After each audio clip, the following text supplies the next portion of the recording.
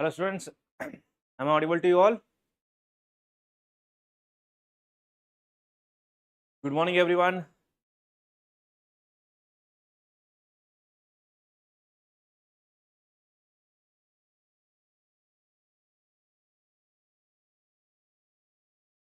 Yeah, we shall start in 2 minutes. I am not visible, coming soon. Morning, good morning.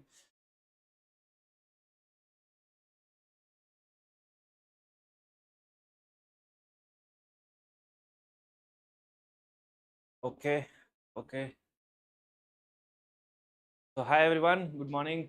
So we are continuing our marathon series for the subject of genetics, and in today's class we are covering molecular genetics. Okay. So day is bit adventurous for me.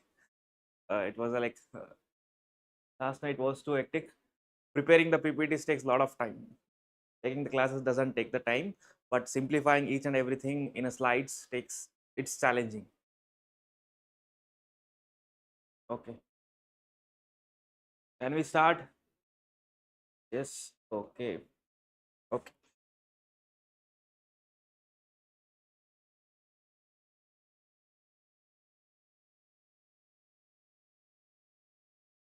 fine. So tell me first, like for how many students the molecular genetics is complicated? Say yes if it is complicated for you, say no if it is easy for you. For how many molecular genetics feels complicated?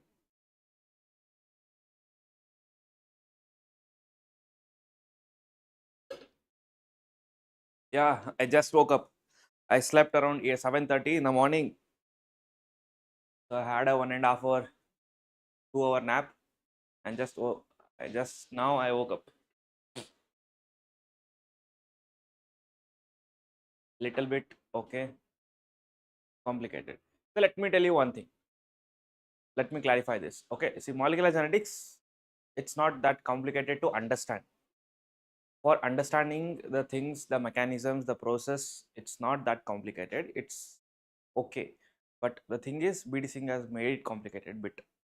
The language is bit complicated to understand compared to the Mendelian genetics.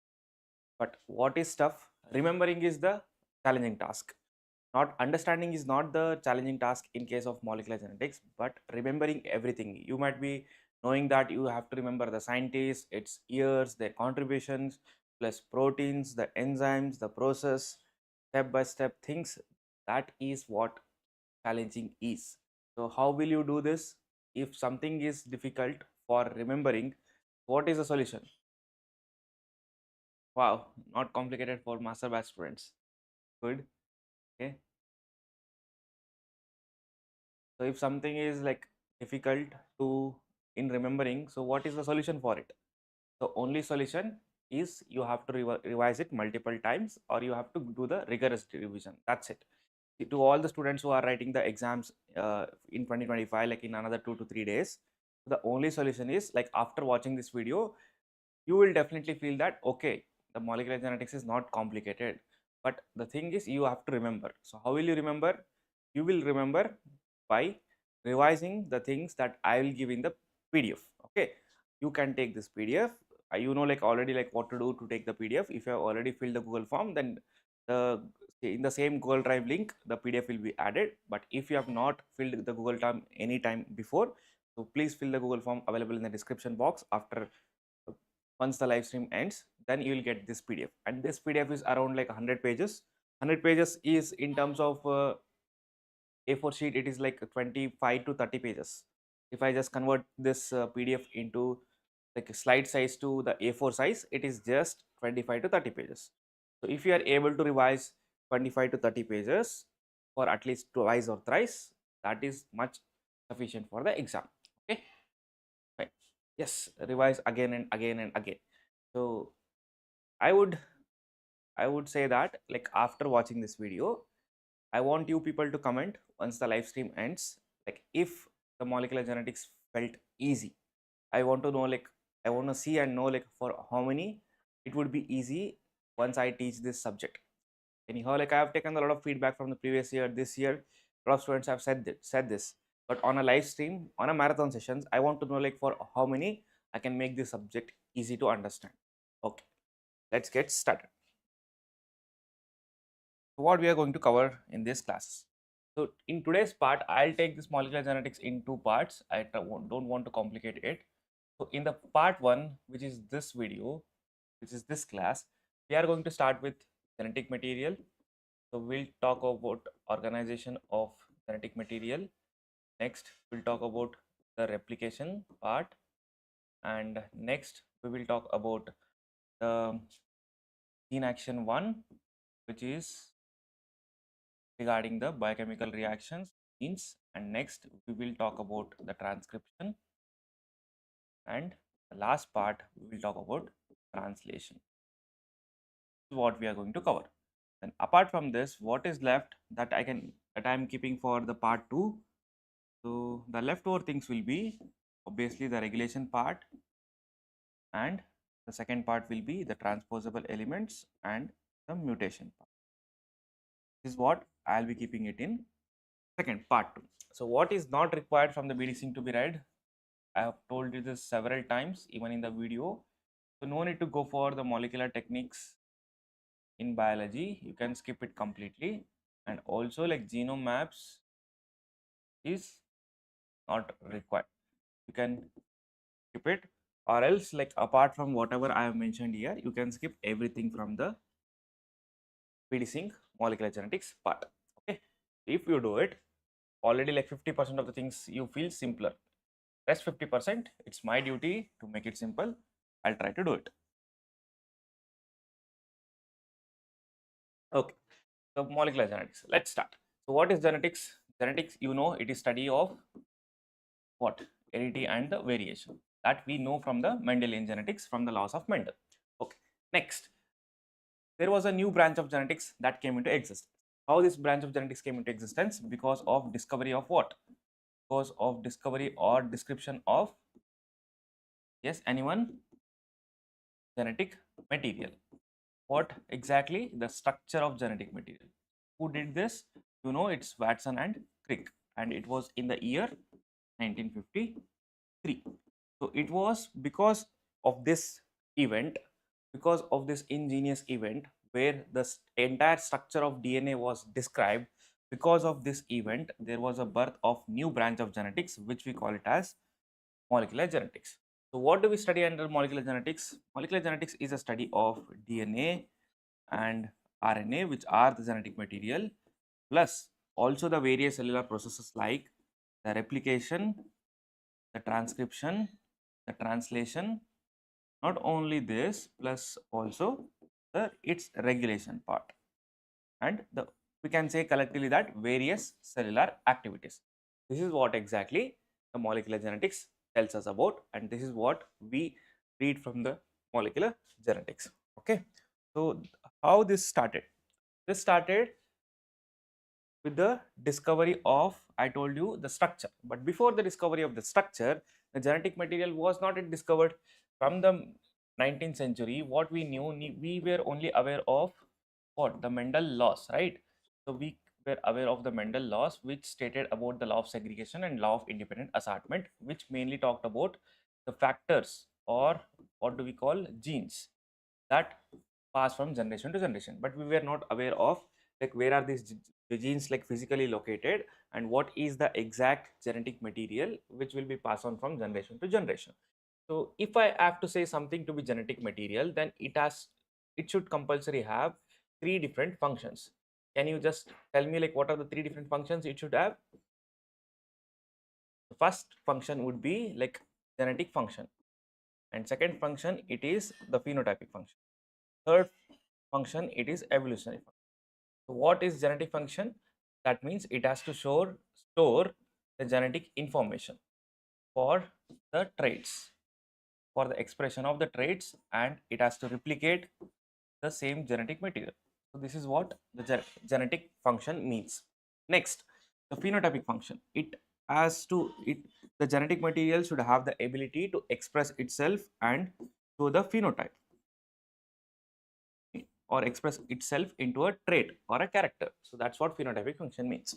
Next, evolutionary function. What is evolutionary function? Evolutionary function, here it is, it has to be, it has to create sufficient variation.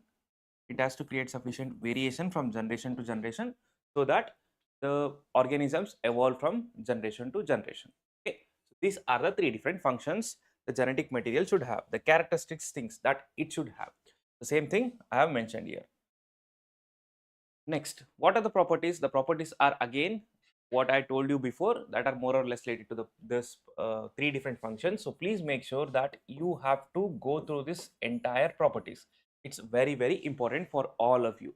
Just make sure you remember the properties of genetic material, because you will definitely get the questions from the statement wise or direct multiple choice. So do not skip this.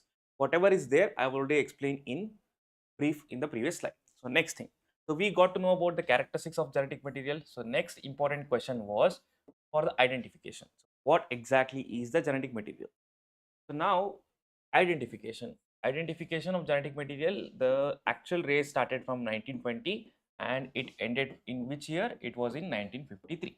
So there are also the other events which took place, but for us, for the exam point of view, we need to understand three main experiments that have been conducted. So what are the three different experiments that have been conducted here, if you can recall? So first one is like Griffith experiment. So it was concluded in like 1928. Ignore my handwriting, I'm just trying to write it in short form. And second one, it is the Ivory, McLeod and McCarthy experiment. It was in 1944. And lastly, it was in 1952. Sorry, it is 1952. It is in 1952 because of Hershey and Chase experiment. Everything was finally resolved and the DNA was proved to be the genetic material. Right. So this is what we know, and this is what you should also know regarding the experiment, the scientist, the year, and also about like what they have conducted and what conclusion they have made. Right. So before that, what was already known? Before the discovery of the DNA in case of 1952, what was already known? So first thing which was known is regarding the nucleic acids. So it was by Mescher. It was already in 1871, and he first time called it as nuclein, and then it was referred to as nucleic acid by 1889 by Altman. So talking about the nucleic acids, there are different types of nucleic acids. If you know it already, right? So one is DNA and one is RNA. So what is the difference between RNA and DNA? It is like the 2' OH group. So in the DNA, the 2' OH group is missing. It is H. The RNA, there is a OH group at the 2', in which it is in the pentose sugar I am talking about. Okay, prime 3, 4. So at this position, so the if the OH group is present, it is like ribose sugar. If it is absent, it is deoxyribose sugar. This is about the nucleic acid. So now tell me, like, what is actually the chromatin made up of? Based on the cytological study, scientists were already knowing that what is chromatin composition is. So what is the composition of the chromatin? Yes, quick.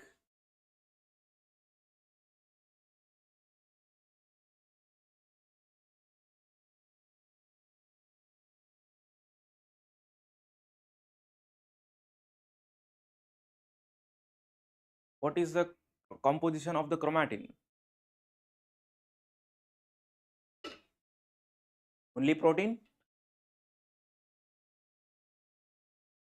DNA, protein, RNA. Okay, DNA, protein, RNA. Fine, good. So chromatin composition, if I have to tell you, in case of majority of the organisms, it is DNA plus protein. And this is wherever the genetic material is DNA. If the genetic material is RNA, then it's obviously like RNA plus protein. No doubt on it. But you might get a doubt here. Sir, whether it is just the DNA plus protein or also the RNA is present. So what is the answer for this? What do you think? Whether the chromatin composition is just DNA plus protein or it is DNA, RNA plus protein? Remember, the core component of chromatin, it is actually the DNA plus protein. Okay, the DNA which is tightly packed, condensed with the help of proteins, in which there are two different types of proteins. If you remember, it is like histone protein and the non-histone protein, right? So here, along with this entire structure of chromatin undergoes regulation with the help of RNA by the involvement of RNA, which is external to it. That's it. If you talk generally, all three components are present, but these two are the core components because of which the chromatin is made. Plus, in the cell, for the regulatory activities, RNA is always associated with this. This is what you have to understand. Okay. Next, I hope this is clear. Now, let's start with the experiment. The phenomena which was described in case of Griffith experiment in 1928, it was transformation. I'll tell you what exactly the meaning of transformation is, because a lot of us, we are very much familiar about the transformation. But if I ask you, like, what is the exact meaning of transformation? Can anyone tell me, like, what is the exact meaning of transformation? Many of us will fail to just convey this. So I'll tell you how. What is transformation? So before that, see the experiment. It's very simple. So the study was made in the Diplococcus pneumoniae, and currently it is Streptococcus pneumoniae. Remember the organism. So now what Griffith has done, he has taken two different strains. One is type 3S and second one is type 2R. So what is the difference between these two? This strain was capable of killing the mice, and this was not. Okay, write it as killing the mice, and it was not capable of killing the mice. This is because of presence of rough polysaccharide coat, and this is because of presence of smooth polysaccharide coat, which was able to kill it. Okay. So what he done, he has just observed that when this type 3 S cells were injected to mice, mice died, and type R cells, like this is type 2 R cells. Remember, strain is also important. Type 3, yes, smooth cells. So when it was injected to mice, uh, yeah, when it was injected to mice, there was no change, and it killed S type. So again, there was no change. That means mice did not die at that time because all the S type cells were not active. They are killed. And next, in the last stage, when they were mixed, when live R type plus it killed S type mixed, again mice died, and there were the live type 3 S strains that were recovered from the dead mice. So based on this, there was a conclusion that there are some particles that have been transferred from the type 3 to type 2R, where in this live strain of type 2 rough strain, something has induced to produce the smooth polysaccharide coat. See, this had the rough coat, but some factors from type 3, yes, has made or transferred, the information is transferred and made the synthesis of the smooth polysaccharide coat in the type 2 R strain. So this is what exactly called as transformation. Something was responsible for the transformation of what? The transformation of a trait. The trait was transferred from the one form to another form. Okay, that's it. This is what the exact meaning of transformation means. So at the end of this experiment, the Griffith was able to say that there is something which is actually responsible for the transformation, but there was no clarity. What was it? The next, to identify what was the factor, the same experiment was conducted in vitro. Same experiment was conducted in vitro in 1940. So what they have done, they have extracted the cells and they have tried to, instead of mice, they have used the media, agar media, to culture this bacteria, culture these strains. Okay. Now what happened, like when the type 3, type 2 R strains were used, the colonies were formed and it killed, no colonies. When type 2 R cells, like it killed, so colonies formed here. Additionally, what they have done, so this till this step it was fine. It was understood that the colonies were forming only when both are mixing. One is like type 3R and it killed type 3, sorry, type 2R and type 3S. The next thing what they have done is like they try to add this protease, RNase and DNase. So what is the impact of adding this to these three? So it will definitely, protease will remove all the proteins or digest all the protein, RNAs will remove all the RNA, and DNA will be removing all the DNA. So in the first and second step, even the proteins are removed, RNA is removed, still the colonies were forming. That means still there was a occurrence of the transformation. But in the last case, when the DNA was removed, there was no colonies, which actually hinted that the DNA is the genetic material. But it was not a concrete proof. Why it was not a concrete proof, which you have to know, because these questions will definitely come in the exam. So why so? Why it was not proved?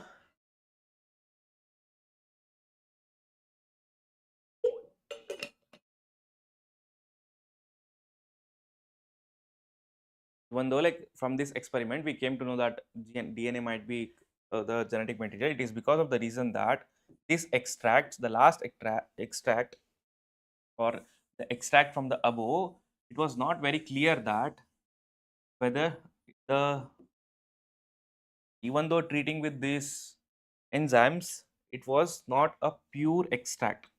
Okay, pure extract cannot be formed, and there will be always the traces of these particular particles. Because of it, it was not proved. Next, the undoubtful experiment came from the Hershey and Chase. It was in 1952. And what is important for you to remember, you have to remember the T2 phase of on E. coli. So experiment was conducted, the T2 phase on E. coli. Okay, phase on E. coli, infected on E. coli. So this is the one with the structure of this T2 phase. So when it was the, if I have to explain this particular experiment, it's very simple. Try to understand in simple words. What they have done, they have tried to infect the bacteria with the T2 phage, and once it is infected, you can see the particles, the actual genetic material will go into the bacteria, and it eventually, like, if you know, like, it will kill the bacteria. That means it will lyse them out. So why T2 phage was selected? What was the reason behind selecting the T2 phage? It was a very simple virus which has just the DNA plus protein. Okay, and we were, like, the challenge was just to know whether the genetic material is DNA or the protein. That's why what they have done, what the DNA consists of, you know, like DNA is, if you, like, we have already known the structure of DNA, the nucleic acid. It mainly consists of, the main component of the DNA is phosphorus, and in the protein, in the amino acid, like, there is a sulfur content. What they have done, they have radio labeled this phosphorus and sulfur. Why they have radio labeled? So that it can be detectable, and this radio labeling was detected by the scintillation counter later. What is this scintillation counter? You need not to worry about it now. Once you come into the MSc, if you are interested to know about these things, you can know it. But anyhow, you won't be using it anywhere for your regular MSc or the PhD. Okay. Now, so here, till here it was lysed. It was, bacteria was lysing, and it was, this was subjected to the blender, so that all the phase particles which are on the surface are removed, and then after that there was a centrifugation which was done, which divided the fractions into two different types. Here the pellets, and upper one is like supernatant. So it was observed in the first cases that here the pellet had the 32P sulfur, and in the second case, when it was radio labeled with sulfur, this sulfur was found in the supernatant, not in the pellet where exactly the phage were present. So because of this reason, if something is genetic material, it should be present within the phage, right? The next generation phage. Here the generation has changed from one to second generation. See, this was a first generation phage, and these were the progeny phase particles. Something is a genetic material, then it has to be going from the parent to offspring generation, right? So here in this fraction, which is the next generation of phage, only the 32P was detectable, not the sulfur. Because of this reason, it was proved that DNA is the genetic material. Got it? Got it, everyone? So this is what you have to remember. For now, even if you do not know, like, what is this experiment is all about, how does it, how it was proved that DNA is a genetic material, then do not worry. At least know about the experiment was conducted in T2 phase of E. coli, and this was concluded in 1952, and it was by Hershey and Chase. And if you know the experiment, I guess, like, most of you already knowing it. So that then it would be easy, and if any question is asked in the exams, you will be able to answer it. Okay, next. Now tell me, like this was in the prokaryotes. That was in the prokaryotes, which was proved by the Hershey and Chase experiment. It was in the virus that DNA is a genetic material. But what about the DNA is genetic material in the eukaryotes? What name the experiment which proved this?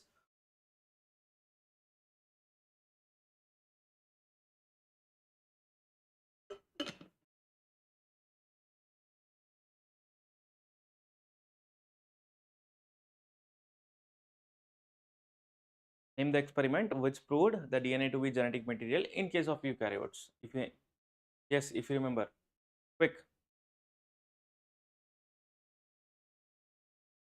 Frankel and Korn. Okay, Frankel, Cornat, and Singer. Frankel, Cornat, and Singer.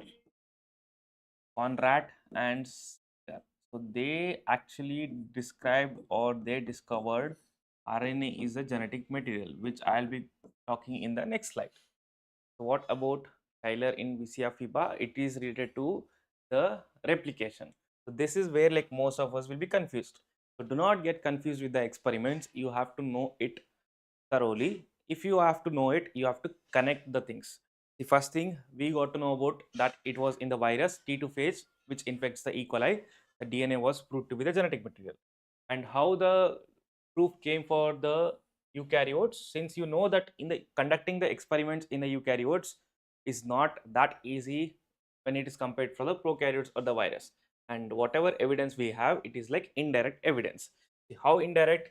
You know, like genes, the Mendel genes talked about, they are present in chromosomes, and chromosomes is made up of what? We know it is DNA plus protein, right? And this is how like indirectly it was proved that the DNA sequences are the where the genes are present.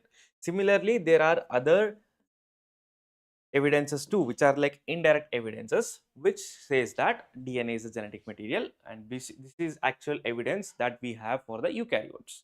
Okay, not any experiment which got the Nobel Prize. There is no such experiment for this. Next, the structure of double helix.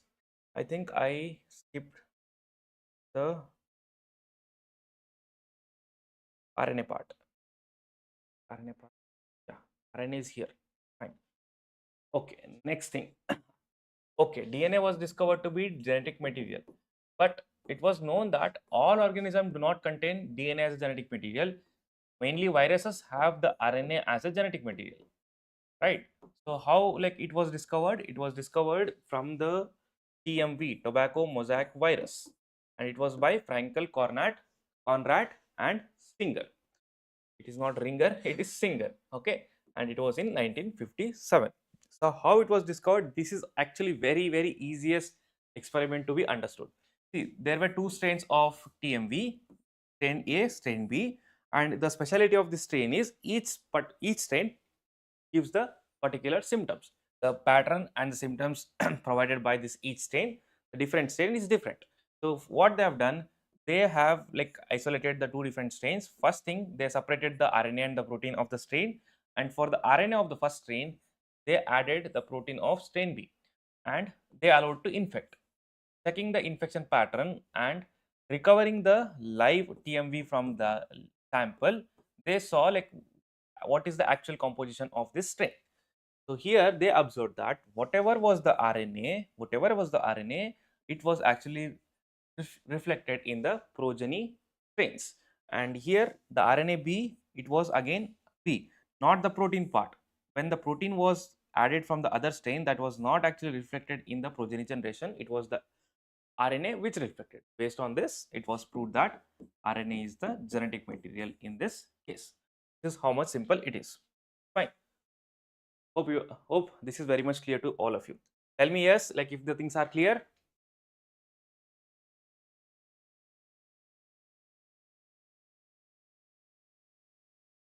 Why am I teaching in English? Because I do it in English, and this is the English channel, English medium channel. We have a separate channel for the Indian medium, and most of my classes will be in English. So anyhow, like I'm a bit comfortable in Hindi, but I don't use it because it breaks the flow. But the English which I'm speaking, it's not that complicated, right? Like it's not the Oxford English that I'm speaking. It's very simple. Please try to understand it. you can definitely understand. I guess like everyone can understand this, right? Tell me if yes, the English is very simple to understand. Okay, yeah. The next thing is structure. Okay, now the genetic material was proved. What was the genetic material? It was proved that DNA is the genetic material. The next challenging task was identifying the structure, devising the structure of genetic material. So before the structure was devised in 1953, what were the other information that were already available? I'll tell you about the other information. See, we know about the structure of DNA and the structure of actual nucleotide. What is it? So it is presence of sugar, three different components, 1, 2, and 3. So first component is like phosphate backbone, second component is sugar, and if it is in DNA, it is deoxyribose sugar, and if it is RNA, it is like ribose sugar. Both of which is like pentose sugar, which is having the 5-carbon compound. Next, it has the nitrogen base. And talking about the nitrogen base, if you know, like there are two different types. One is purines and second one is pyrimidines. The purines are Ag and pyrimidines are CUT, right? Now, if I talk about the structure, the purine is like 6 plus 5 member structure, and this is 6 member structure. And the examples are clearly given here. These are like pyrimidines and these are the purines, adenine and guanine. Okay. Now, what you have to remember, you have to remember the connection. You know the pentose sugar is actually connected with the nitrogen base, but you have to remember the connection. It is like 1 prime from the pentose sugar for both purines and pyrimidines, but for the pyrimidines, what is the connection, at which position, at what position the connection is made? It is in the 1-to-1 connection for pyrimidines and 1-to-9. It is purine or pyrimidine, the base I have mentioned here. Tell me quickly, like whether it is purine or pyrimidine.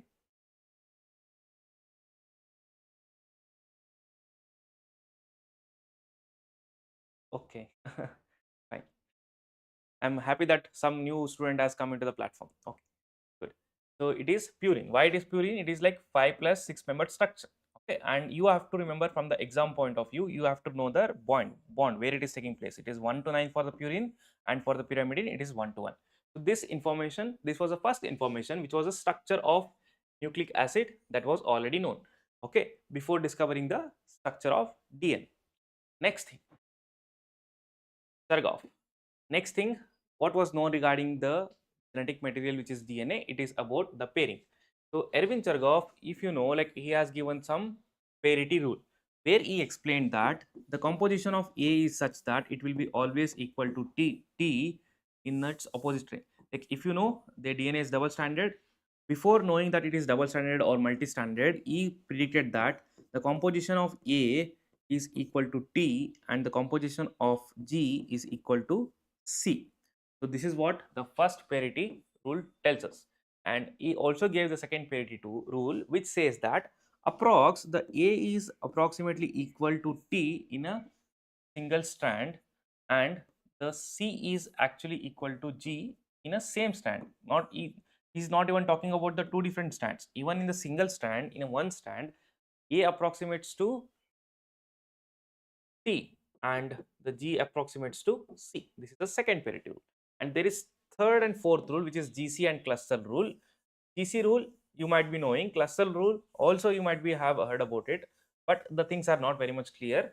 What the cluster rule says, it says that purines tend to cluster in one strand, which is basically the non-transcribed strand, and the pyrimidine tends to cluster in the transcribed strand, the other one. And the GC rule, it says that every species has a specific composition of the G and C content, and it is like species specific. The composition of GC is species specific and it is different from different species. That's what the GC rule tells us. So this was the second information that we already knew.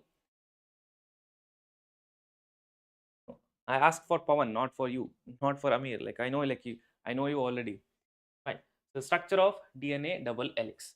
The third data that we had, the third data which we had before the discovery of structure of DNA was the diffraction, X-ray diffraction data.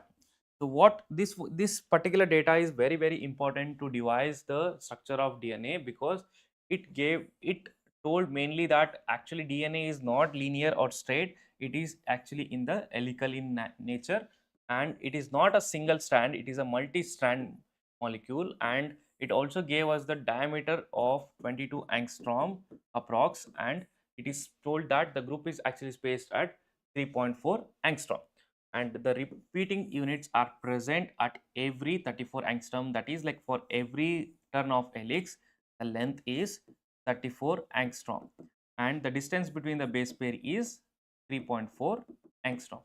These things were very much clear from the experiments that were conducted from the Willikens and the Rosalind Franklin. And it was possible, even the Watson and Crick were also trying to take the images. This is like X-ray image of the DNA. But the problem was, the Watson and Crick, they were using the dry DNA to take the photos, and here they use the wet DNA. Because of using this wet DNA, they got the perfect image, which was not possible from the Watson and Crick. And later they have to use this particular data, which was given, was actually made by the Rosalind Franklin mainly, and it was provided to the Jameson and Watson and Crick, if you know, like, from the Morris Willikens. And that is the reason it was published finally in the Nature. The publish, remember, it journal name is Nature, with the title Molecular Structure of Nucleic Acid, which is structure of deoxyribonucleic acid. This was the event which led to the birth of molecular genetics. Okay, this is what you have to remember. And in the same paper, they have also suggested the replication mechanism. In the same paper, they have also suggested the replication mechanism. That is very much interesting to know. Okay. This is the completion of the DNA as genetic material. So what does the Watson and Crick model says, that I have already told you in the 3 important points that are highlighted, but still this is very much important to be remembered. So please make sure to go line by line from the points that are being listed here. Okay, don't miss it, because you can definitely get the questions from here. So next thing, different forms of DNA. Now we got to know about the DNA. Now we have to study the structure. The structure is also fine. Like, we got to know about the structure of DNA, we got to know about the DNA. Next thing is like studying its forms. So it was found that there are alternative forms of DNA. See, remember, it is not different types of DNA, not types. It is alternative form of same DNA. DNA, the structure is one, but it has a different forms. So here, different forms have been mentioned.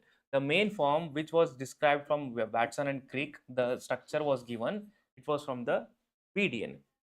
And next it was aDNA, which is also called as dehydrated DNA, and zDNA, which is only found in vitro, and we also have cDNA. Okay. So now you have to remember what in these different forms. You have to remember about the pitch length, which is 34 in case of bDNA, 28.2 in case of A, 69 in case of Z, and 31 in case of cDNA. And these numbers might slightly vary from book to book, 1 to 1 to values. So do not worry about it. Okay, just remember this approx values of whatever pitch length is mentioned. Next, diameter. Diameter, if you know, like bDNA has a diameter of 20 angstrom, and the zDNA has a diameter of 18 angstrom. So these two are important. Next, major groove and minor groove. So this is one thing which is important for recent days. When we were preparing, we did not even know the term of like major groove and minor groove, but recently they are asking questions on this. So if this is the helical structure, the wide gap which you are seeing here, this is called as major groove, and the narrow gap which you are seeing, it is called major groove. This is from the structure of which? This is from the structure of pDNA I'm talking about. So that's why the major groove is like wide and deep, and the minor groove is like narrow and shallow. And the backbone, it is called as regular or smooth in case of this. And the sugar back here in this zDNA, which is having a unique character, it follows the zigzag pattern. Okay, this is all about the different forms of DNA which you have to remember. And regarding the turns, approx, it is not exact. For every turn of helix there are approx 10, actually it is 10.4 base pairs per turn. This is in case of bDNA. Similarly, it is 11, it is 12, and it is 9.33 in case of cDNA. Okay. And there is one more variant of DNA which is called as bent DNA. It is structural variant of DNA of 8 to 10 residues in one strand which has an inherent tendency to bend. Okay, and why it is required? It is mainly required for the regulation part. Whenever there is some regulation, that is regulation is nothing but what? There is some control of the gene expression. So that is taking place. The main structure of DNA converts into the bent DNA, and the aDNA, it is also called de-edited DNA, or the A form of DNA mainly occurs when the DNA is de-edited or when there is a formation of DNA RNA duplex. When this duplex is formed, the structure of DNA what we see, it is mostly A type of DNA. Okay. So now, so once we have understood about the structure and the different forms of DNA, the last part which is important is to know the clear-cut difference between the DNA and the RNA. So remember, this is the third, like I'm trying to highlight the very important part which you should never skip in case of molecular genetics. So please make sure to note all of these things and read it once after the finish of this class. Okay, you can definitely get the questions from here. So this is regarding the DNA plus RNA. I won't be saying anything on this because this is very simple to understand. Next, types. Now we are seeing about the types of DNA. Earlier we talked about the forms of DNA. Now it's the time to discuss about the types. See, the types can be divided into unique and repetitive.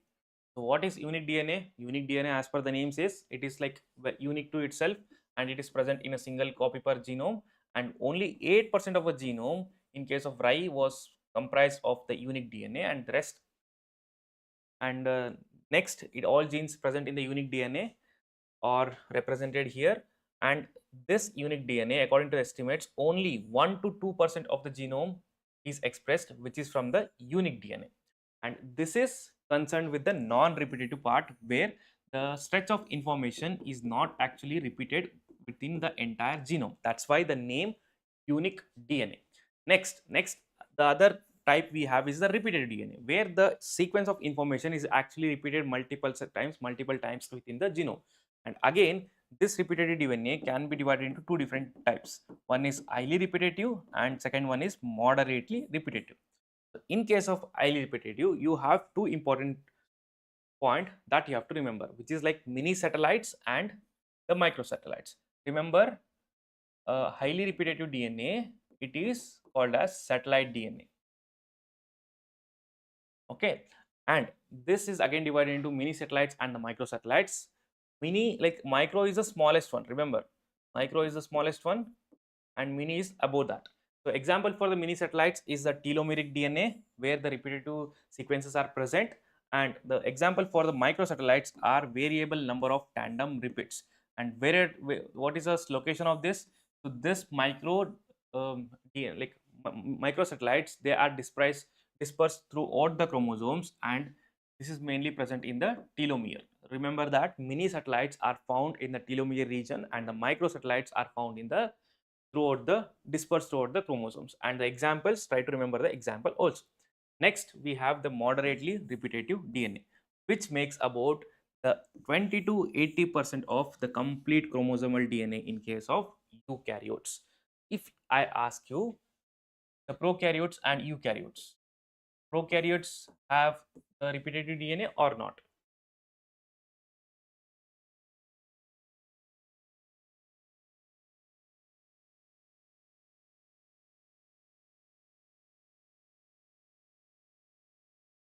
Okay.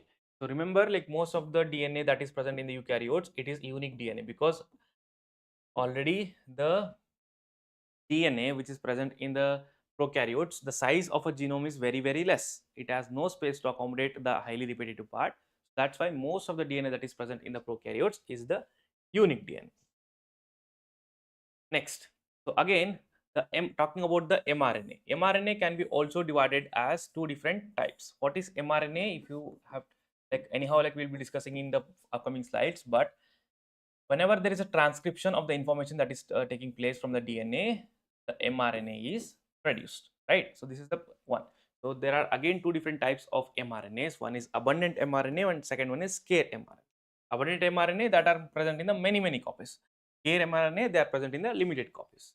And here luxury genes. Luxury genes are the genes which produce scarce mRNA are called as luxury genes because they are very unique and they are they are not highly repetitive, they are very minimal in number, they have very less number of copies. That's why they are under the category of luxury genes. The mRNA which are transcribed from the sequence information which is very scarce, it is called as luxury genes. And opposite to that, we have another set of genes. What is it? It is constitutive genes or the housekeeping genes. The majority of the mRNA sequence which are common to every type of cell, that is expressed by a set of genes called as housekeeping genes or the constitutive genes, where it will be expressing itself all the time and it is present in the every cell type. But the luxury genes, they are specific to certain cell type. Okay, hope it is clear. Next, we talked about different forms of DNA, we talked about different types of DNA. Next is organization of genes, like different types of genes. See, if you know, like we have uninterrupted genes, we have overlapping genes, we have interrupted genes. So here, what is uninterrupted genes? Where the complete coding information is not interrupted by any of the intervening sequences. Intervening sequences, which we know, it is introns. It is not interrupted by any of the intervening sequence, that is like uninterrupted genes, and it is mainly present in the prokaryotes. And almost all genes in the prokaryotes are uninterrupted, where there is a complete sequence information that will be completely transcribed into mRNA. Next, we have overlapping genes. Overlapping genes, nothing but if it is a stretch of DNA, it is the nucleotide. So if it is gene A and gene B will be overlapped with A, and also gene C will be overlapped with A and B. So this is what the overlapping genes means, okay, where it can represent two or more different genes within a single stretch. That's what overlapping means. The examples are phage. Okay. Next one, the interrupted genes, which is actually about the one we study. Wherever there is exons and it is interrupted by the intervening sequence called as what? It is introns. And this what is other name for the interrupted genes? It is also called as split genes. And for the first time, the split gene was described in case of by the Chamden and co-workers for the albumin gene of chicken. Remember this point. This is important.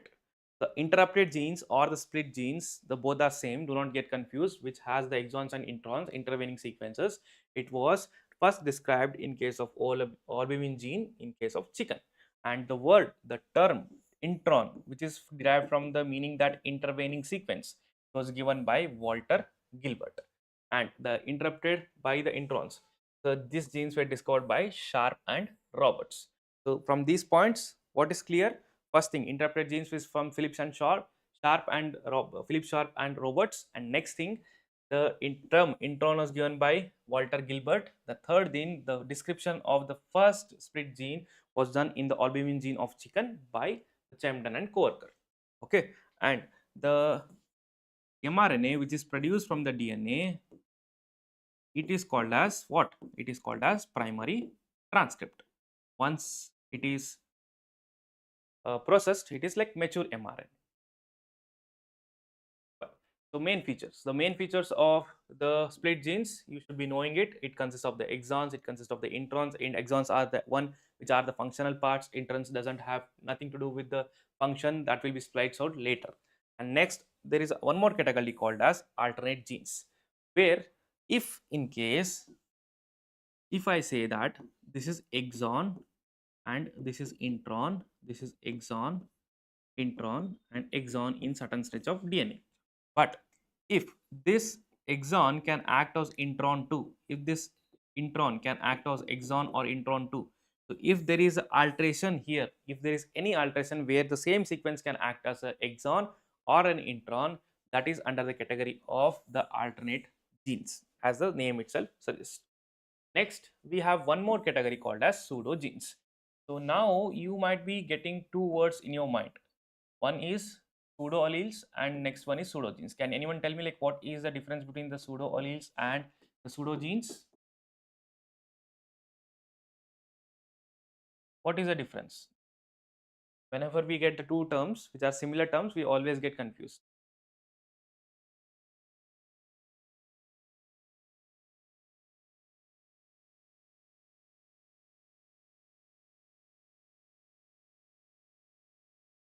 What is pseudo allele or pseudogenes? What is the difference between this? Yeah, you can just type it in a simple form.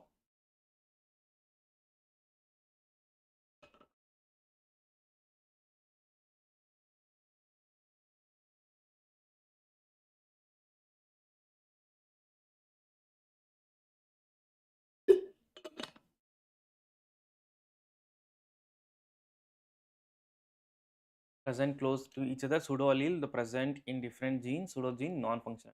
Very good. So difference here is whenever we are talking about pseudo allele, they are functional. The first thing remember, pseudo alleles are functional, but they are the term which is used to describe that alleles are belonging to different genes.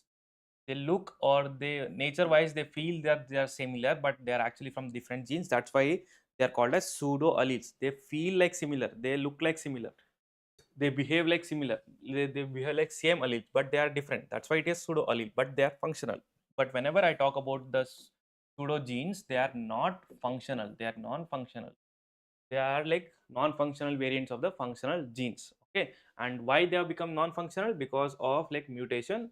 They might have lost the ability to transcribe or translate the information. Okay, so this is about the pseudo genes. Next one, the homologous genes, the other category. So this is another one important category. Try to remember this. Homologous genes are the one which have some evolutionary significance, and here they have two different types of homologous genes. One is paralogous and the other one is orthologous. Paralogous genes, remember the two important points here. See, whenever I talk about the paralogous, that means the genes which we are trying to compare, it is present in the same organism. And when I talk about the orthologous, remember we are talking about the different organisms, but here the function will be same and here the function will be different functions. We are talking about the same organisms. Within the same organisms, if there are, we are talking about two genes, they will be orthologous, where they will be having common ancestor, but they have derived from the same gene because of the duplication and divergence. And second thing, orthologous genes, the two different genes in two different organisms, but they share some common ancestors and they share some common function. Okay, so that is the examples are given here. One is myoglobin and beta globin genes. This is the example of paralogous. Remember the examples, and the myoglobin genes and in the humans and chimpanzee, they are the examples of orthologous genes. Okay, fine. Now packaging of genetic material. I won't complicate the packaging of genetic material. Let me explain this in a single slide. The packaging starts from 2 nanometer. What is this 2 nanometer? Can correlate. It is the diameter of 20 angstrom. What is it? What is its value? This is the diameter of DNA, right? So this 2 nanometer is condensed to form the 11 nanometer fiber. This we what we call it as nucleosome solenoid model, right? And this again is condensed to form 300 nanometer fiber. And finally, this is like chromatin structure from the DNA, how the chromatin is formed, and the chromatin is further condensed to form the 1400 nanometer chromosomes, where each arm is 700 nanometer. Okay, so this completes the final structure where it forms the chromosomes. But this structure varies from the cell to cell cycle, cell duration or cell cycle. So it not all the times the DNA will be in the form of chromosomes. It is, as we know, like we have different stages: G1, G2, S phase, G2 phase, and the cell division phase, which is meiotic or mitotic phase. Based on the based on these cycles, the structure of DNA keeps on changing. Okay, that's what you have to remember. Next, so in this structure of enzymes which came after the final packaging, there is a unique sequences at the end of these chromosomes which are called as what? They are called as telomeric sequences. What is the important function of the telomeric sequences? The important function of telomeric sequences is it is required for the stability of the chromosomes. Now tell me, this telomeric sequences, it is present in both prokaryotes and eukaryotes, or it is only present in the eukaryotes? Which one is true?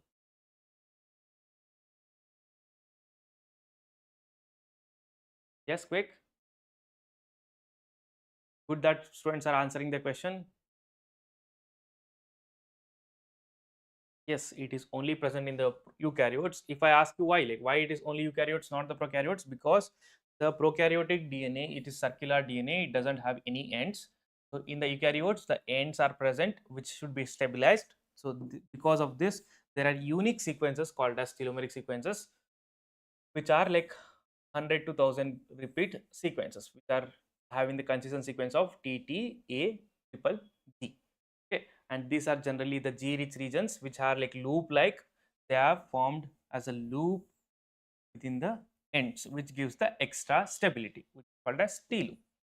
That you have to remember. And the replication, since the entire structure is somewhat different than the rest of the DNA, this replication will be also different, and it is by the different type of enzyme called as telomerase enzyme, and the whole replication is telomerase replication. Remember the point, the replication is unique and it is different, and it is taken by the telomerase enzyme. And the normal DNA replication, it is by, like it is DNA polymerase, right? But here it is not directly the DNA polymerase, it is a different type of enzymes which has a different function, which is called as telomerase. Okay, now the structure was fine, the different types was fine, the everything is fine. Now next part is like knowing about the replication. The replication, while it was predicted, like how the replication occurs. Replication, what is it meaning? From generation to generation, if there is one copy of DNA, then in the following generation it will split and produce the two copies of DNA. So the question was like how the DNA from the parent generation split to form the two different copies. Okay, so that's the whole point. So that's why, to in order to predict like how this separation takes place, these three different models were proposed. One is conservative, semi-conservative, and dispersive. So what is the difference between these three? In the conservative mode, the daughter DNA which is formed, it will be having, will be paired together, and the parent DNA will be separate. So this is a separate, where the from the parent DNA, the daughter DNA is formed, but it will be separate, and the parent DNA is separate. In the semi-conservative, every progeny DNA will have one parental strand and one daughter strand. So this was proposed in the semi-conservative. And in dispersive, like it is like the new DNA will be formed and it will be broken down, and it will be mixed together to form the mixture of both the parental strand and the daughter strand in both the strands. So this is what the dispersive means. So now, based on the current understanding, tell me whether it is semi-conservative, conservative, or dispersive.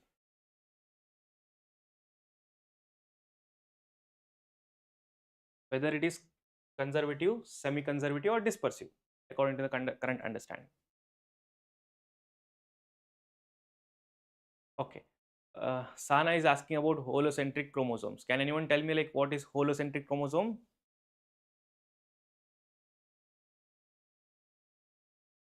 Can anyone tell me like what is holocentric chromosome? If anyone from the master codes, like I guess many. Yes. The holocentric, the term here it refers to the centromere. The centromere, if it is diffused, it is not fixed at certain position, diffused over the entire chromosome, that is called as holocentric chromosomes. Okay. Fine. Now, this particular task of proving that semi-conservative nature of DNA, this was given by whom? Like it was by the Messelson and Stahl in the 1958, and this was the experiment conducted in the E. coli. And here they also like radioactive nitrogen, and this nitrogen was used. It was N14, N15 with the N15. The N14 was used to know whether it is semi-conservative mode, dispersive mode, or the conservative mode. So I won't be explaining this particular experiment here. That is not required. If you already know, you know it, right? So let's not waste the time here. Please remember, it is by the Messerson and Stahl, and it was the first provided. The semi-conservative nature was first proved in case of prokaryotes, and it was in the organism E. coli. Okay. Next thing, and the semi-conservative nature. Someone has taken the term here. This particular scientist, someone earlier mentioned this. Taylor, Philip Woods, and Walter Hughes. What were their contribution? So their contribution is they also proved the semi-conservative nature.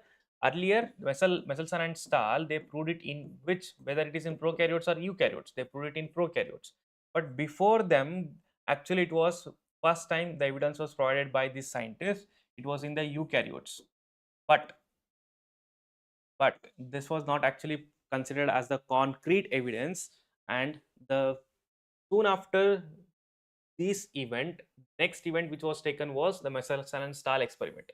The experiment that was conducted by the Messel and Stahl, it was like more convincing, so that's why the Nobel Prize is actually awarded to them, not for this particular event or the evidence. Okay, and a lot of credit is not given for this. Next thing, the origin of replication. So now the things will start where you have to compare the prokaryotes and eukaryotes, and only then you will have a clarity and you can easily remember the things. So now the comparison starts. So first thing, replication. So origin of replication, which is called as theta replication in case of E. coli, it was given by whom? It was by J. Kerins. And what was the contribution of the Joel Aberman and Arthur Riggs? He gave the origin. He regarded, or they described the origin of replication in case of the eukaryotes. And in eukaryotes, it was in which organism? It was clearly described, it was in yeast. Next thing, it monorepliconic. The prokaryotic replication is monorepliconic and it is multirepliconic. What is the difference between the monorepliconic and the multirepliconic?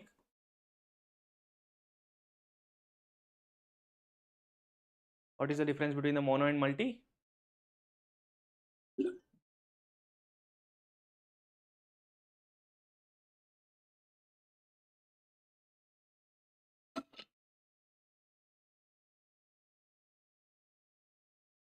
Yeah, quick.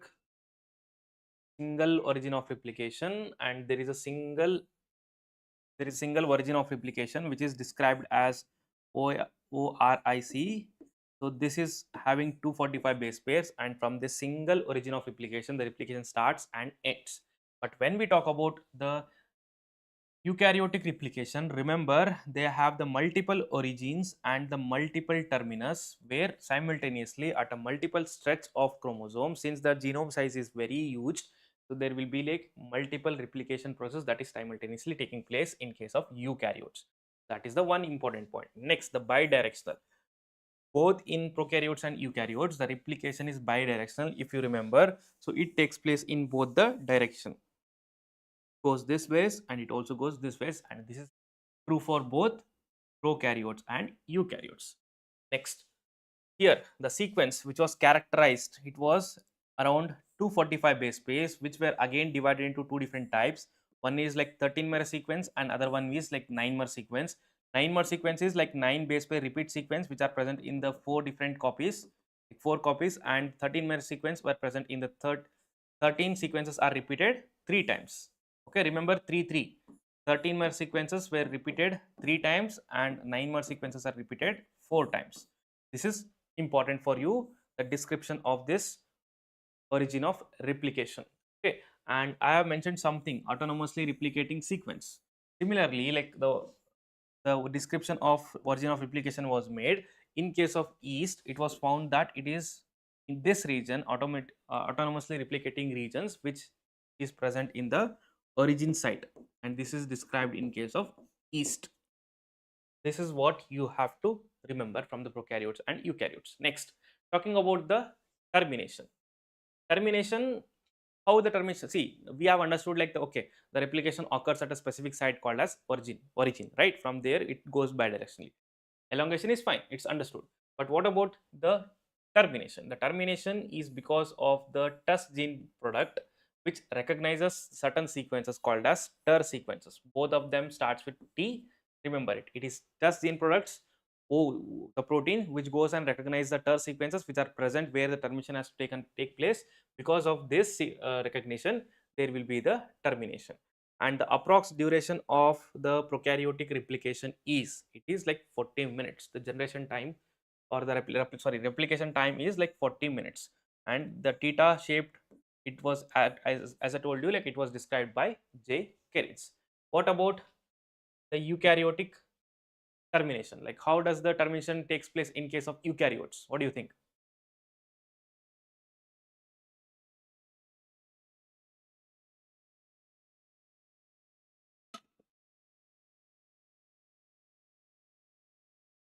Yes, RNase model and flap model. Is it for RNase model and the flap model? Is it for the primer removal or the termination? Remember and tell me.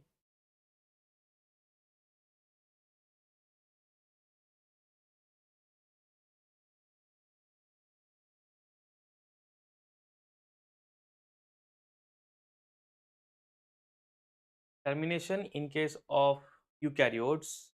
Someone said about the flap model and the RNase model. Is it the primer renewal model or the termination? Yes, it is primer.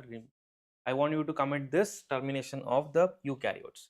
Okay, so this is the general overview of replication, and this is the molecular view of replication. As you can see, there is a Y-shaped fork that is formed where it opens, and the enzyme which is responsible for, I'll talk about the enzymes now, which the enzyme is responsible for the replication, that will come and it will synthesize the new daughter strand in two different directions. So because of the formation, by the formation of Y fork, that is how it looks here. Okay. So now, before we talk about the actual process of replication, let's know about the different types. I'll just give you the list of replication process. Bidirectional replication, that we are going to mostly study, and I told you like telomerase replication. It is by the telomerase enzyme. This is a different enzyme, and it is a entirely different process, like how the replication takes place. And we have Rowley circle. This is mostly in the virus and F plus and HFR cells of plasmids. And there is one more replication called as D loop replication, which is prominent in the mitochondria and the chloroplast. And there is one more type of replication which is often confused with D loop, which is displacement strand replication or strand displacement replication, which is common in adenovirus, where much of the information regarding this replication is not available. So you can entirely skip this part. No need to worry about it, and no need to get confused. Hope like this is clear. The unidirectional and bidirectional differences. I tried to give the difference between these two.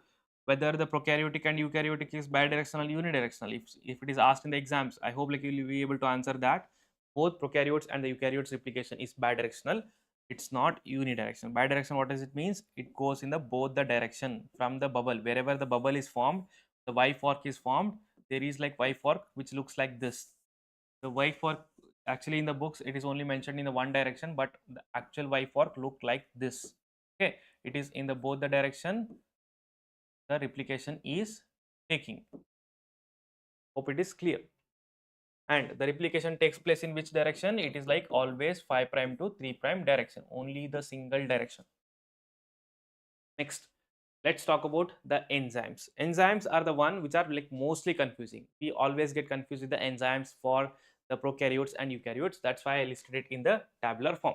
So in the prokaryotic, how many different types of enzymes are present which actually involves in replication? The enzymes are called as DNA polymerase enzyme. The name itself suggests polymerase. It will increase the add the nucleotides to the stretch of DNA. So DNA polymerase, there are 5 different types in case of prokaryotes, and in case of eukaryotes it is 3. And in this 5 different types, it is DNA polymerase 3 which actually undertakes the replication, right? But the other, what are the other functions of the other DNA polymerase? That's important. The DNA polymerase 1, it is called as Kornberg enzyme, and it is like monomeric protein, and it has all the activities that is required for by the DNA polymerase. Remember, the DNA polymerase 1 has all the activities, like it has 5 prime to 3 prime polymerase, 5 prime to 3 prime the exonuclease, and 3 prime to 5 prime exonuclease. So this 3 prime to 5 prime exonuclease, why it is required? It is required for the proof reading, wherever the incorrect nucleotides are added. So this is because of the 3 prime to 5 prime exonuclease activity, those incorrect nucleotides will be removed. Okay, and what is the activity of like 5 prime to 3 prime exonuclease? Yes, quick, what is the function of 5 prime to 3 prime exonuclease?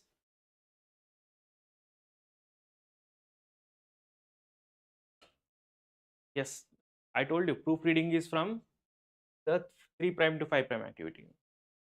Yes, very good. It's primer renewal. Remember, do not get confused with the simple things, because these are the one which will come in the exam, not the complicated ones. From the molecular genetics, you don't find any complicated questions, because nothing is complicated in molecular genetics. Only thing I told you, like remembering is the challenging task which you have to do. Okay, the 2 is for primer removal. The third one is like for proofreading. If there is any damage or if there is any incorrect nucleotide which is added, it is removed by the proofreading activity.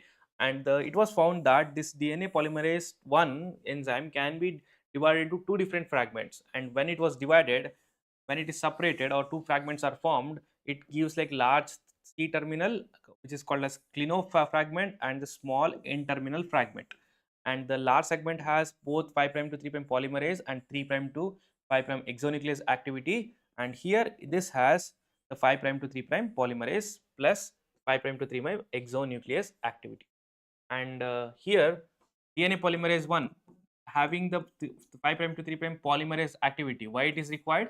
It is required to fill the gaps, right? It is required to fill the gap filling is done by the DNA polymerase 1, remember it. And how the Google form, here is one question is asking to upload which file to upload, sir. So is it regarding, like, it is related to the feedback? Just provide your feedback both in the website and the Play Store or App Store, and just upload the file. If it is not taking, try from the different device or the different mail ID. Please do not interrupt this. Like, if you have any queries, you can directly contact us on this number and you can clarify it later. Okay, let's finish the class first. Okay, so this is regarding the gap filling. Remember gap filling, like how the gaps are formed. Gaps are formed because of the primary removal, if you remember, and this is filled by this activity, which is 5 prime to 3 prime activity. Okay, next thing, DNA polymerase 3, the main enzyme which is responsible for the replication, which is DNA polymerase 3, and this has total of 10 different subunits, which are alpha, beta, and epsilon, and it has gamma complex, it has tau, and it has beta. So this is like, what is this complex called as? Is clamp, loader, and this is dimerization components, and this is the core component. Remember the copies. So this three, theta, alpha, and epsilon, these are present in 2 copies. Dimerization tau, it is also present in 2 copies, and this last 5, they are present in the single copy. Okay, this is also called as gamma complex. These are very much important, and that is the main enzyme which is responsible for the replication. Talking about the activity, you can see that the alpha has the 5 prime to 3 prime polymerase activity, and the epsilon has 3 prime to 5 prime exonuclease activity. This is what the entire DNA polymerase 3 consists of. Just go through this individual enzymes of DNA polymerase 1, 2, 3, 4, and 5. 4 and 5. So this is mainly involved in what? It is mainly involved in correcting the damaged DNA. Not directly involved in the replication process, but involved in correcting the damaged DNA. So coming to the eukaryotic part. So what are the 3 different enzymes which are present in the eukaryotic DNA polymerase?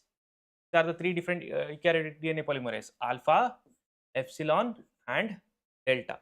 So now if I ask you, from these 3 different DNA dependent DNA polymerase, name the polymerase which actually carries out the DNA replication. What will you answer? Yes, quick. So which is the DNA polymerase which will actually have the role in the DNA replication? Why it is, how it is alpha, please? Yes, it is delta. Okay, in the books it is given that initially it is by the epsilon, later is by delta, or initially it is by delta or later is by epsilon. But remember, according to the recent evidence, it is suggested that, or it is known that delta is the one which is the main DNA polymerase enzymes which carries out the replication process. Okay, remember this point. The complete description of all these enzymes I've given you, like, you can read it by your own. Nothing much important to discuss. So primer removal. So that's where the questions will come. In case of primer removal in case of prokaryotes, I told you it is because of the DNA polymerase 1 enzyme which has a which activity, 5 prime to 3 prime exonuclease activity. But in case of eukaryotes, the function or the process is not simple, but it is explained in two different models, which is RNase model and the flap model. Okay, RNase model, like both the nucleus model, like the nucleus will come and they will just remove the primer. That is what this two model explains. So if you want to know it in bit detail, just go through the books and know it. But this is what you have to know, that the term primer removal in case of prokaryotes, it is by DNA polymerase 1, and in case of eukaryotes, it is explained by the two different models. At least know the names of these two different models. I'm not going in detail about any of these things because anyhow, like 3 days is left for the exam. How much detail you want, won't be able to remember, and neither I will be able to finish the class. Okay, whatever I'm trying to convey, it will be like mostly 80%. Any questions that will comes in exam, most of it will come from whatever I've discussed. The rest, what if they ask anything, that is very rare. Okay. So Shujan someone has mentioned that lagging stand delta. That's what I'm saying you. Leading, lagging. It was earlier known that. Okay, 2 days. See, 2 days. Third day is the exam. If you consider today, like it is 3 days. If you do not consider today, it is 2 days. Okay. So lagging and leading, I told you earlier it was mentioned that lagging is by delta, leading is by epsilon, but based on the recent evidence, remember it is delta only. Okay. Replication of genetic RNA. Now we are talking about the RNA. DNA is done. So how the RNA replication takes place? It is, like RNA is there. Now it has to replicate. So it can be like RNA to RNA directly, or RNA can be converted into cDNA and then it can be replicated. Why? Here the enzyme which is employed is reverse transcriptase. Remember. Okay. So these are the two different types of RNA replications. Okay. Next, after now replication part is done. So we have known about the replication part. I did not discuss about the process, initiation, elongation, or the termination. I won't be discussing that part because at this moment you don't want it. If you know it already, just try to revise it. If you've already done, it's well and good. So rest, like enzymes are very important from the prokaryotes, eukaryotes that I have discussed. The next part will be the repair. Repair part, like there are of 4 different types, like a direct repair, excision repair. Excision repair is again differentiated into base excision repair and nucleotide excision repair, and the mismatch repair. The mismatch repair, again it is categorized into very short, or long mismatch repair. And the last we have recombinational repair, which are again 2 different types: non-homologous end joining and the homology directed repair. So these are the 4 different types.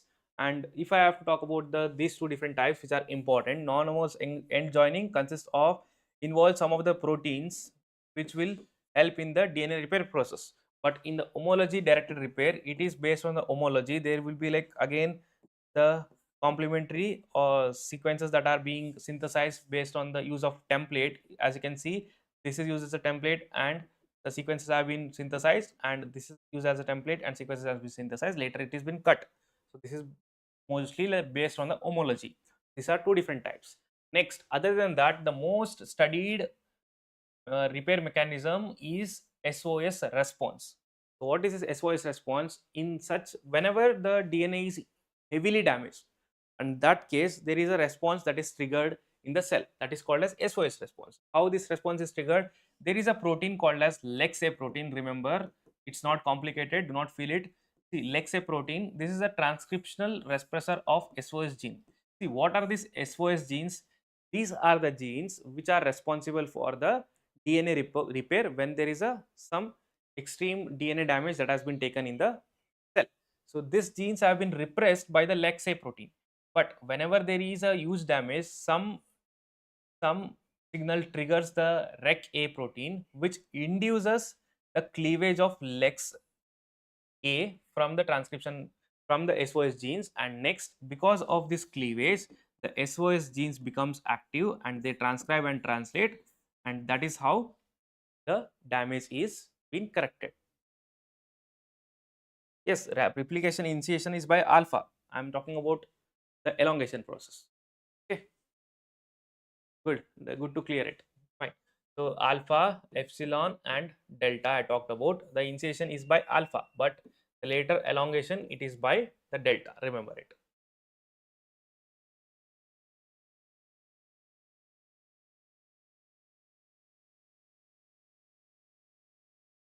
Reverse transcriptase is like, yes, it's the name itself suggests. What is it exactly? If RNA is being converted into cDNA, tell me whether it is RNA dependent or the DNA dependent.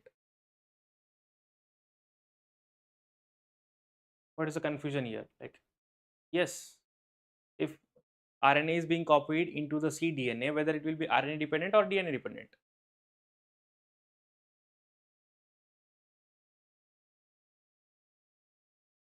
It is RNA dependent. Okay, fine. Hope it is clear. Bit exhausted. Let's see like how long I can continue. Okay, the next part is the gene action. So we'll do one thing. We'll continue this by the evening. Is it fine? Evening anytime. I'll tell you the timing. So we'll complete the second part. Bit of low energy. Is it okay?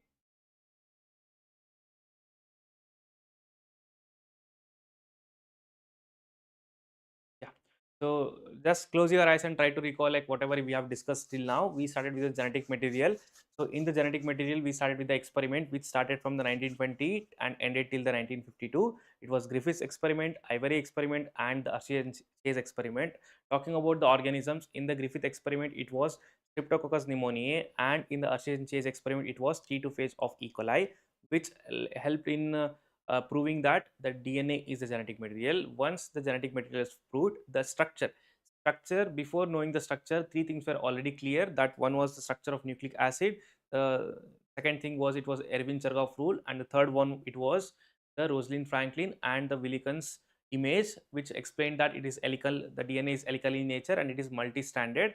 So based on these three things help to come up with the DNA double helix model, which was proposed in 1953 by James Watson and Francis Crick.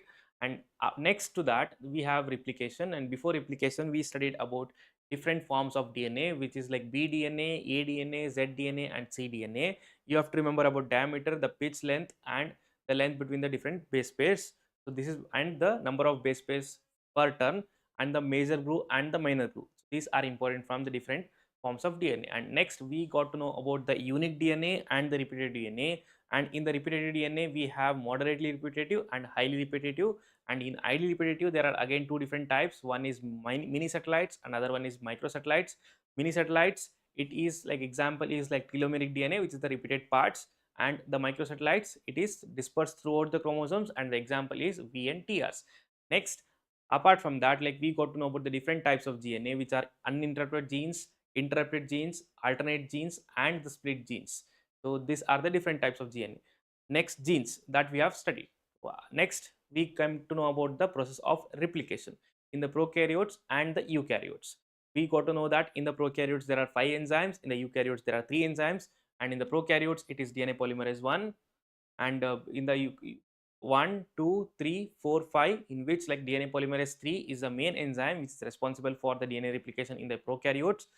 DNA polymerase 1 has a main activity of the primer remole, and in the eukaryotes it is alpha, epsilon, and delta, in which like alpha is the one which is responsible for the initiation and the delta is the one which will elongate the process. And when it comes to the primer removal in case of prokaryotes, it is because of DNA polymerase 1, and in the eukaryotes it is explained by the two different models, which is like RNase model and the flap model. Yes, I will upload this in a drive right now after this session so that you can come with a proper revision. Okay, cool. Okay, so thank you so much for attending. So don't worry, before the exam, by tomorrow morning or tomorrow evening, I'll be also I'll try my best to complete the cytogenetics and the other part of genetics which is left over from me, so that at least one subject of marathon series should be completed for you. That's the target for me also. Okay, rest marathon series for the pathology, it will be uploaded by today, so you can watch it in the YouTube before I come up with the session. I'll be mostly engaging the session on 6 p.m. today, so um, you can plan accordingly and finish the pathology in between within the 6 p.m., and from 6 we can continue this part. Okay, so plant pathology in English, I have requested her to keep it bilingual, where she'll be able to explain both in English and Hindi, so that no one will be missing it. Thank you so much for watching, and thank you so much for bearing with me. Bear with me for another 2 days. It would be like very much useful for you, and I want to know in the comment section once the live stream is ended if whatever I have discussed in this session was useful for you, or was whether it was beneficial for you or not. It gives me the energy to come up with some more energy in the next session, even if I do not have any sleep. Okay, thank you so much. Have a good day and have a productive day.